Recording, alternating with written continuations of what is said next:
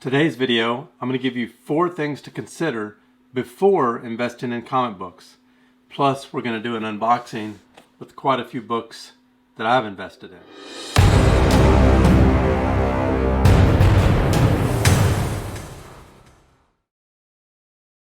I think great things come in 4s. So I'm going to give you 4 things to think about, to consider before you start buying and investing in a comic collection. Number 1, is this for your personal collection, or are you going to be a reseller? Eventually, most personal collections have to be sold either by you or by your descendants, so you always have to think about value.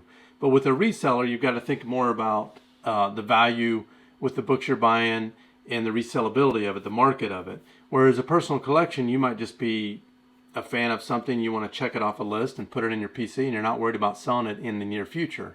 So that's one thing to consider. Secondly, are you a short-term or a long-term investor or comic book buyer?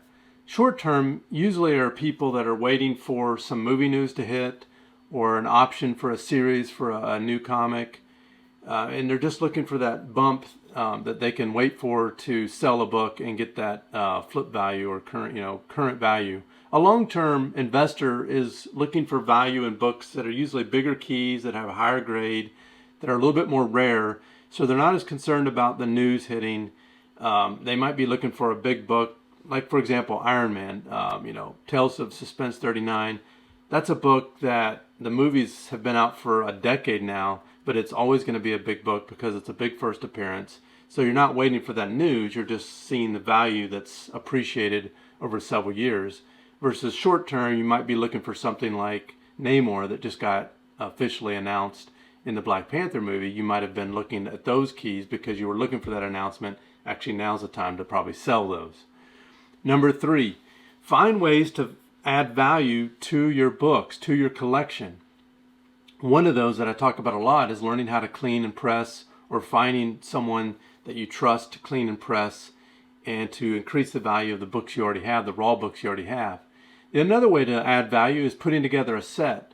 For example, if you already have Fantastic Four 48, First Silver Surfer, a cameo of Galactus, maybe thinking about adding 49 and 50 to complete the trilogy in the same grade and the same page quality. Sometimes when you put together those sets, it increases the value of the collection. And so that's another way. There's several other ways that we'll talk about in other videos on how to add value to your comic collection. 4th, and definitely not the least thing I want to talk about, is paying it forward. I think a big part of comic collecting is keeping the hobby growing. How do you do that? You invite new members to come into it, and you give new members a deal. So if you're a seller or a reseller of comics, don't be afraid to give that new buyer, that new collector, a great deal. Make the experience great for them, because then you're going to grow the overall market, and people will have a great experience, and then the market grows, and then the bigger the market, the bigger the demand, prices go up, value goes up. One of the things that I noticed when I started back collecting several years ago is I'd go back to comic book stores and I'd see only older guys like myself in the back issue bins, in the long boxes. And that was very discouraging, because I thought, wow, when we get older and start selling our collections, the hobby's going to die. Nothing thrills me more than seeing a bunch of young people, especially younger high school and college age kids, getting into the back issue bins, getting into the hobby, and it's been a great thing to see. And so I don't want it to go back to where I just see guys my age and even older as the only ones in this hobby. We need to encourage new people to have great experiences, give them a great deal, and that's one thing I would say. If you're starting a hobby, make sure you pay it forward. All right, so now we're going to get into the unboxing, and I'm just going to show you some books that I'm investing in and maybe talk a little bit about why.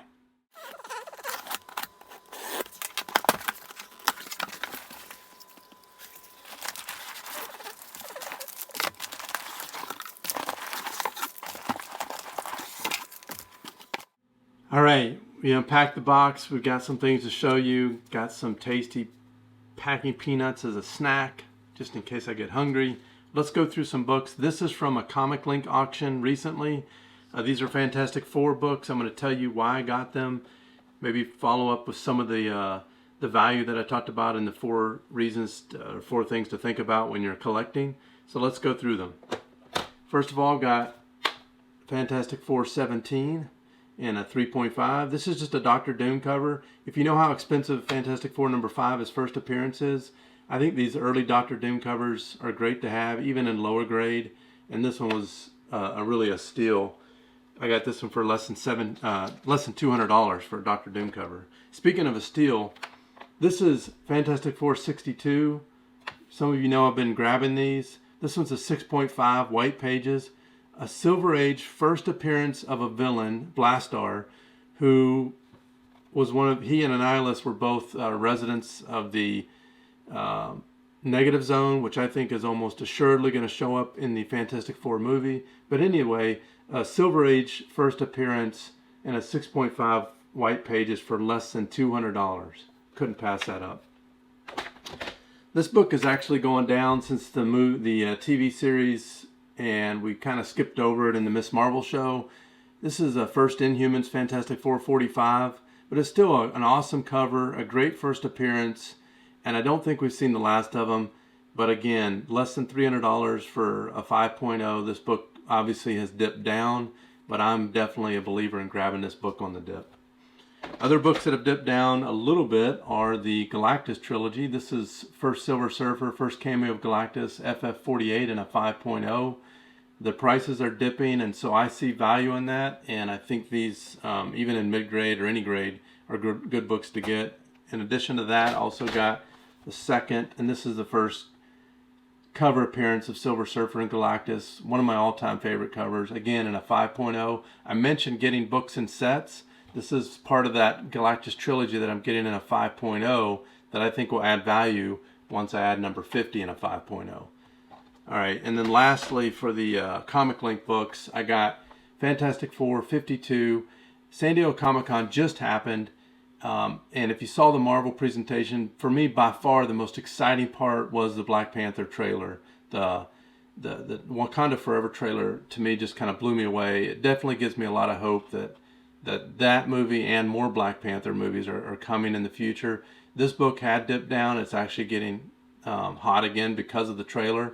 But I was able to get this before San Diego Comic-Con in a 5.0, and I've got a couple others, so I definitely, if you can find a deal on that, I'd say grab it. Lastly, this was not ComicLink, but this is a CGC submission of my own. I had gone to Little Giant Comic-Con, and I got a book from Superworld Comics. You can find them on Instagram. They do live sales. This one I got in person when I was at the con.